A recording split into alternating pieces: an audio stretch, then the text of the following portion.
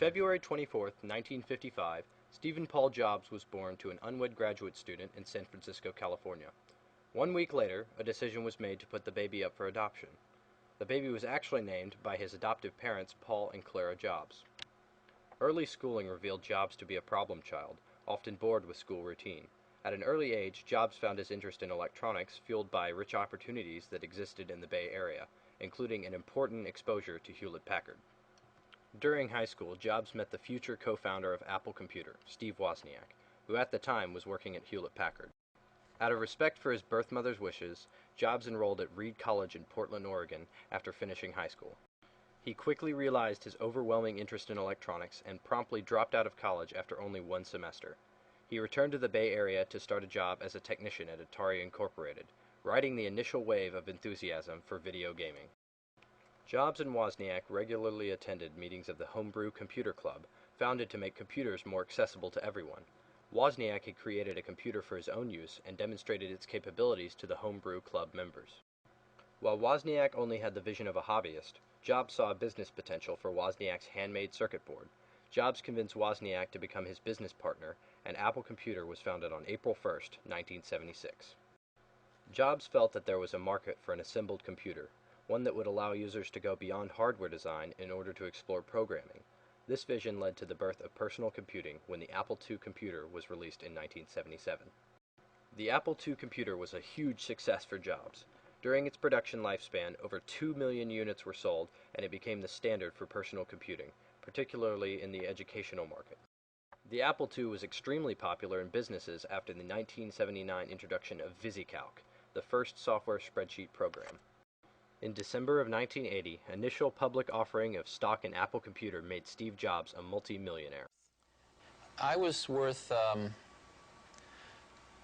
about over $1 million when I was 23, and over $10 million when I was 24, and over $100 million when I was 25.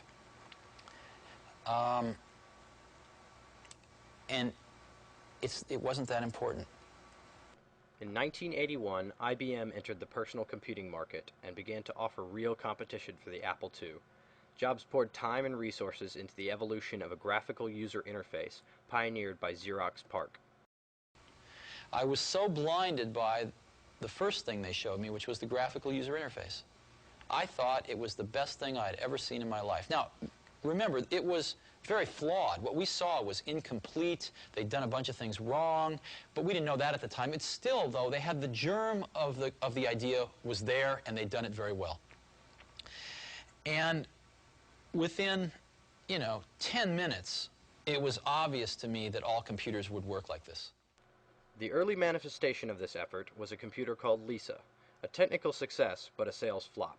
It did, however, serve as a forerunner of Macintosh. Apple's early successes required an experienced business figure to lead the company. Jobs himself hand-picked Pepsi executive John Scully to lead Apple.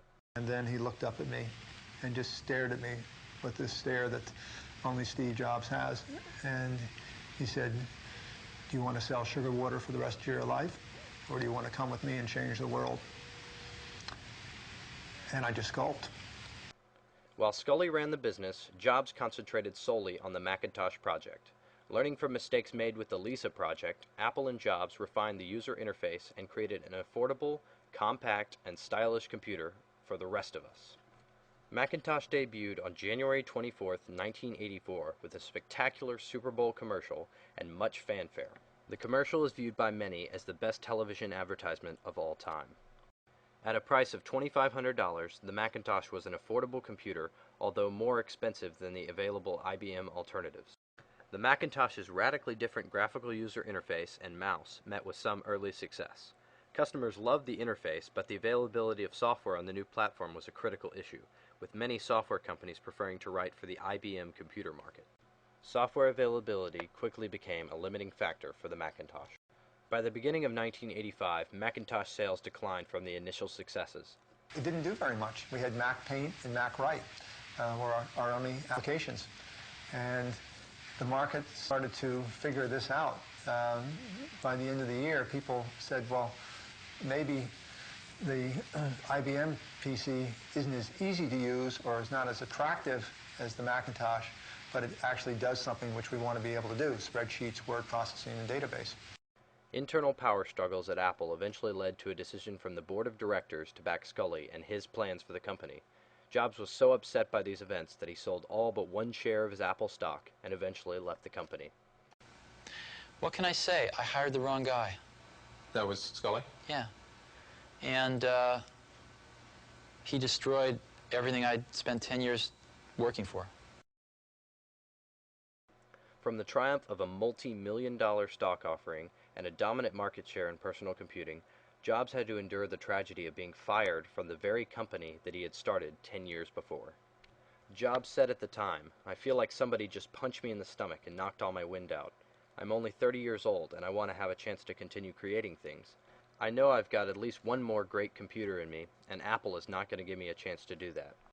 After leaving Apple, Jobs pursued other interests both in computing and in graphical design. He purchased a digital imaging graphics group from Lucasfilm for $5 million and later renamed it Pixar. He also founded a computer company called Next and began to work on an advanced computer operating system with enhancements beyond any found on the Macintosh. In 1986, Pixar's primary product was a high-end computer system that had only a handful of customers.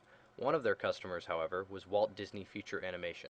It was only after inking a $26 million deal with Disney for the production of a computer-animated film that the company hit their stride. Jobs is quoted as saying of the Pixar film Toy Story, "We believe it's the biggest advance in animation since Walt Disney started it all with the release of Snow White 50 years ago." Next Computer similarly had a small but influential customer base. Using the very stable Unix operating system as a foundation, Next created a computer environment that allowed users to easily create their own software programs. As a matter of fact, the original developer of the World Wide Web did so on a Next computer. Jobs emphasized elegance of design both for the software and the hardware it ran on. Although its expensive price tag limited its user base, it is important to realize that Jobs was actually designing the software that would eventually become the advanced OS X for a new age of Macintosh computers. By 1996, Apple's market share continued to decline, in part due to the lack of innovation during Jobs' absence. The success of Windows 95 had further eroded Apple's market share and emphasized the aging nature of the Macintosh operating system. Knowing that the Macintosh needed a complete overhaul of their current operating system, Apple considered 4 different candidates: Sun, BOS, Next, and even Microsoft. In the end, Apple made the decision to buy Next for over $400 million, and in the process they brought Jobs back to Apple after an 11-year absence. Soon after returning to Apple, Steve Jobs was appointed CEO of the company. The advanced operating system acquired from Next became the new Mac OS X. Elegant but simple hardware designs followed, including the introduction of the iMac and iBook, plus various software packages, all carrying the i prefix: iMovie, iTunes, iPhoto, and others. Perhaps Jobs' greatest achievement in recent times has been the 2001 introduction of the iPod. It became a runaway success for Apple with over 67 million units sold and a current market share hovering around 70%. In recent years, the success of the iPod has even created a halo effect for Macintosh sales. Users happy with their iPods have proven more likely to consider a Macintosh when buying a computer. Some critics have suggested that Jobs has changed the focus of Apple Computer by branching out into digital media. Instead, it appears that the iPod project has ultimately provided support for the Macintosh. Steve Jobs and his life with Apple Computer exemplify early triumphs, an eventual tragedy, and ultimately a success story highlighted by an intense inner drive. From a startup company operating out of his garage, he built a company worth millions of dollars, and literally created the home computer market. Driven by innovation and an insistence on excellence, Macintosh was born. In a boardroom maneuver, all was lost and his company was taken from him, but it languished without his guidance. Jobs never let up and continued to notch important successes while away from Apple. His triumphant return to Apple signaled a new beginning for the company and has launched it on an upward spiral of success.